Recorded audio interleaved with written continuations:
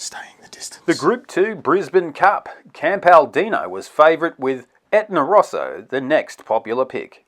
Red light flashing, season stayers, and they're racing. And they jumped in a fair line. True Marvel actually was the first out from Campaldino.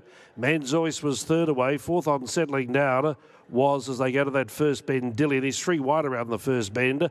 Etna Rosso landing 5th one off the rail. And Nikau Spur 6th on the inside.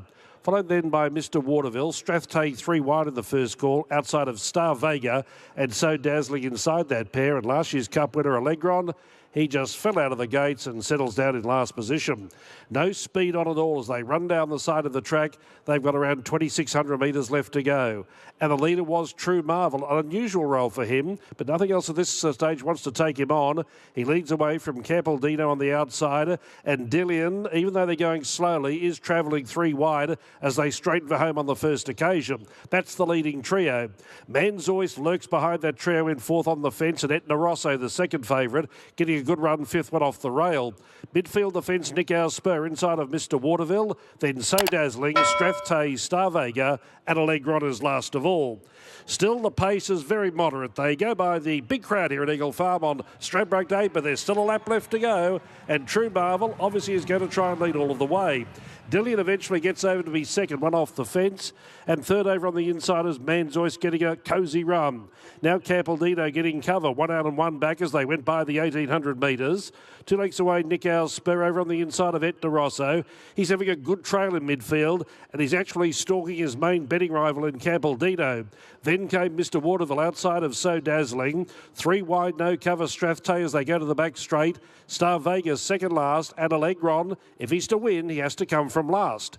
Heading down the back straight, more than half the journey completed now, and True Marvel the pilot as they head along past the Stradbroke start at the 1,400 metres. Dillian travels second, 3/4 of a length away. Manzoice in third has had a perfect run right from the get-go, and you could say that for Campaldino as well. He's in 4th. 2 lengths to Etna Rosso, a length away Nikau Spur, no change to the order. Strathtay is 3 wide, and then came Mr. Waterville, followed by So Dazzling, Star Vega, and now Alegron begins a move. They're back to where they started from. They head to the far bend with just over 1,000 left to go in the Brisbane Cup. And the leader was True Marvel. He's been there every step of the way. Wheeling and dealing. Leads from Dillian. Leads him by a length. Manzoice in third. No excuse for him. He's been given a great run by Williams. Campaldino ready to strike if good enough in 4th. 2 to Etna Rosso. The jock just biding his time.